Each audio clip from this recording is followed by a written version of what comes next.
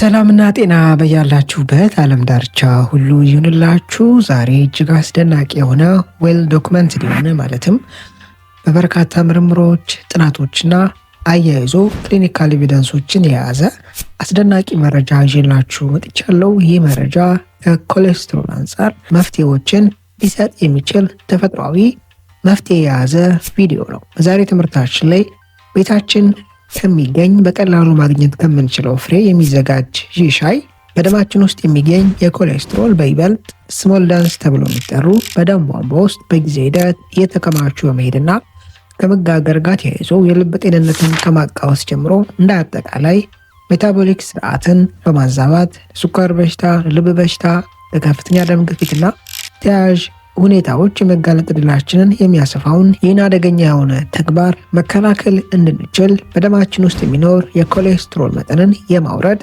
ጤናማ የማድረግ ስራን የሚሰራ የፍሬ አይነት ነው። ከዚህ ፍሬ ይህን ሻይ አዘጋጅተን ስንጠቀም ዛሬ ላይ በምጠቅሳቸው መንገዶች አዘጋጅቶ መጠቀም አስፈላጊ ነው። በእንዲህ አይነት መንገድ አዘጋጅተን ስንጠቀም በይበልጥ እዚህ ፍሬ ውስጥ የሚገኙ በደማችን ውስጥ የሚኖር የኮሌስትሮል መጠንን መቆጣጠር ማውረድ እንድንችል የሚረዱ እነዚህን በአክቲቭ የሆኑ ተፈጥሯዊ ኬሚካሎች ወይም ውህዶች ወደ ሰውነታችን ማግኘት እንድንችል ያደርጋል።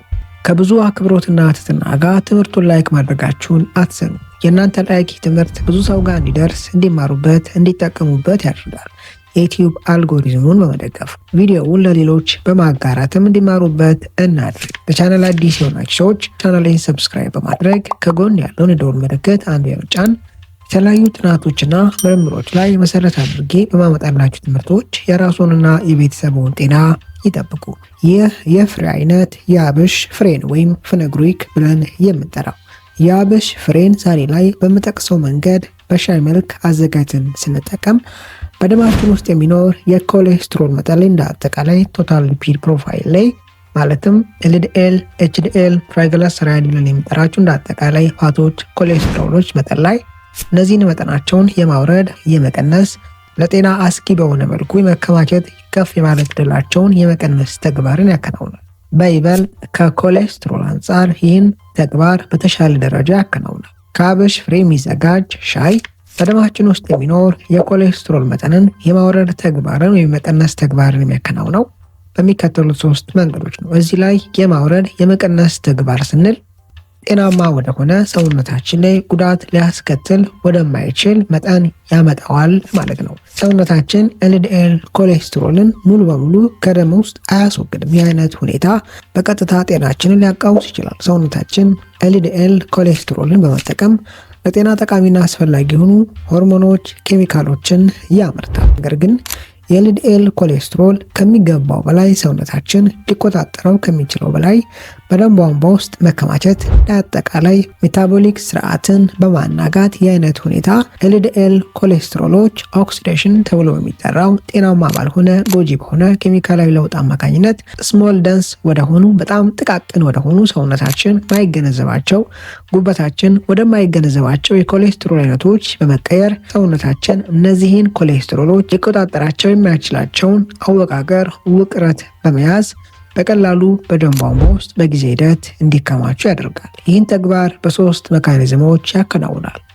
አንደኛውና ዋነኛው በኤልዲኤል ኮሌስትሮል እና በኤችዲኤል ኮሌስትሮል መካከል ያለውን መጠንና ልዩነት በማጥበብ ወይም በማመጣጠን ነው። በሰውነታችን ውስጥ ጤናማ የሆነ የኤችዲኤል እና የኤልዲኤል ኮሌስትሮል መጠን በሚኖሩበት ጊዜ ሰውነታችን ሳይቸገር በተሻለ ፍጥነትና አቅም በጉበታችን አማካኝነት በደማችን ውስጥ የሚኖረውን የኤልዲኤል ኮሌስትሮል መጠን መቆጣጠር ማስተካከል እንዲችል ይረዳል። ሰውነታችን በዋነኝነት ኤችዲኤል ኮሌስትሮል የሚጠቀመው የኤልዲኤል ኮሌስትሮል መጠንን ለመቆጣጠር ነው። ኤልዲኤል ተብሎ የሚጠራው የኮሌስትሮል አይነት በተለምዶ ጎጂ ተብሎ የሚጠራው ወይም ባድ ኮሌስትሮል የሚል ቅጽል ስም የያዘ የኮሌስትሮል አይነት ነው። ከዚህ በፊት በስፋት እንደተመለከትነው ኤልዲኤል ኮሌስትሮል በራሱ በተፈጥሮ ጎጂ ነው ወይም ለጤና ማያስፈልግ የኮሌስትሮል አይነት ነው ማለት እንዳልሆነ ተገንዝበናል። በኤችዲኤል እና በኤልዲኤል ኮሌስትሮል መካከል ያለው ልዩነት በቀላሉ እንዲገባችሁና ግራ እንዳትጋቡ ኤልዲኤል ኮሌስትሮል ጎጂ የሚለውን ቅጽል ስም ሰጥተነው በእንዲህ አይነት መንገድ እንቀጥላለን። ሰውነታችን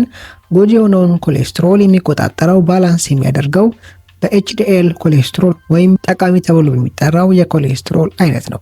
በእነዚህ ኮሌስትሮሎች መካከል የተመጣጠነ ወይም ባላንስ የሆነ መጠን ከሌለ ሰውነታችን በኤችዲኤል ኮሌስትሮል አማካኝነት ኤልዲኤል ኮሌስትሮል ጎጂ ተብሎ የሚጠሩትን መቆጣጠር አይችልም።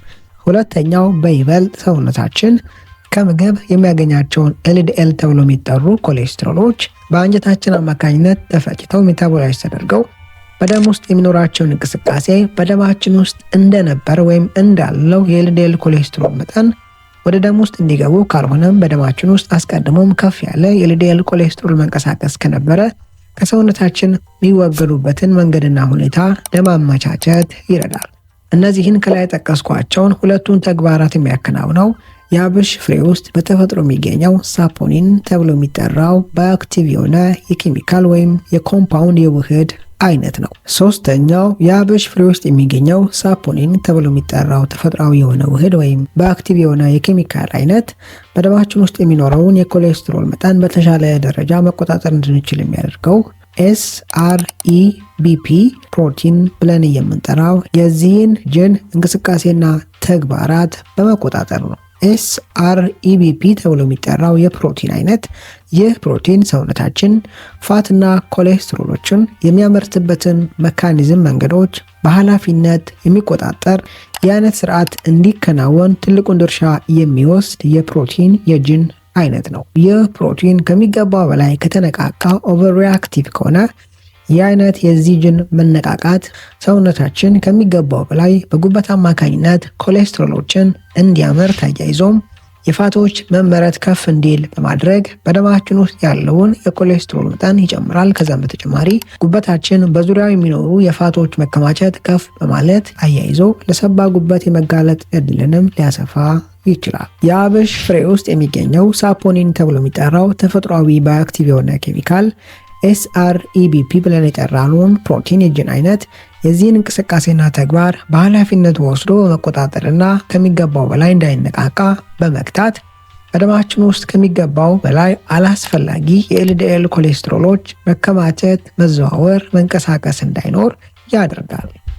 ከላይ በተመለከትናቸው በሶስት ዋና ዋና መንገዶች ከአብሽ ፍሬ የሚዘጋጅ ሻይ በደማችን ውስጥ የሚኖር የኮሌስትሮል መጠን ላይ አስደናቂ አዎንታዊ ጠቀሜታዎችን ወይም ተጽዕኖዎችን ያደርጋል። የአብሽ ሻይን በሚከተለው መንገድ ከቤታችን አዘጋጅተን መጠቀም እንችላለን። አንደኛ ከ1 እስከ 2 የሻይ ማንኪያ የአብሽ ፍሬ ያስፈልገናል። ይህን ከወሰድን በኋላ ይህን የአብሽ ፍሬ ለ30 ሰከንድ ከፍ ካለ እስከ 1 ደቂቃ ሳያርብን ትንሽ ማመስ ያስፈልጋል። ልክ ትንሽ ስናምሰው ለውዝ ስትቆሉ ያለው አይነት ሽታ ይሰማችኋል። ልክ ይህን ሽታ ሲሰማችሁ መቁላቱን አቁማችሁ የቆላችሁ የነበራችሁትን የአብሽ ፍሬ ማውረድ፣ ማረር የለበትም። በእንዲህ አይነት መንገድ ይህን ካዘጋጃችሁ በኋላ ውሃ ማፍላት። 1 ብርጭቆ ወይም ካፕ ውስጥ 250 ሚሊ ሊትር የሆነ ካፕ ውስጥ ያፈላችሁትን ውሃ መጨመር፣ በመቀጠል ከላይ የቆላችሁትን ያዘጋጃችሁትን የአብሽ ፍሬ እዚህ ውስጥ መክተትና ለ10 ደቂቃ ከድኖ ማስቀመጥ። ለ10 ደቂቃ ከድነን ካስቀመጥን በኋላ ይህን አጥልለን ካልሆነም ሳናጠል ፍሬው ግን ወደ ውስጣችን ሳይገባ ይህን ሻይ መጠቀም እንችላለን። ይህ ሻይ በተወሰነ መልኩ የመራራነት ባህሪ ስላለው አያይዘን ጣዕሙን ለመቀየር የተወሰነ ሎሚ ጨምቀን መጨመር እንችላለን፣ ወይም ሎሚውን ሳንጨምቅ ቆርጠነው ውስጡ መክተት እንችላለን። ሎሚ ከሌለን የተወሰነ ዝንጅብልም ፈጭተን መጨመር እንችላለን ጣዕሙን እንዲያስተካክልልን። ስኳር ግን አትጠቀሙ። በእንዲህ አይነት መንገድ ይህን ሻይ በቀን 1 ጊዜ መጠቀም፣ ቁርስ ከተመገብን በኋላ ብንጠቀም መልካም ነው። ቁርሳችንን ከተመገብን ከ30 ደቂቃ ወይም ከ40 ደቂቃ በኋላ መጠቀም እንችላለን። ከ1 ሰዓት በኋላ መጠቀም እንችላለን። ይህን በቀን 1 ጊዜ ቁርስ ከተመገብን በኋላ ማድረግ። እንዲህ አይነት መንገድ በመጠቀም በደማችን ውስጥ የሚኖር የኮሌስትሮል መጠን ላይ አስደናቂ ለውጦችን መመልከት እንችላለን።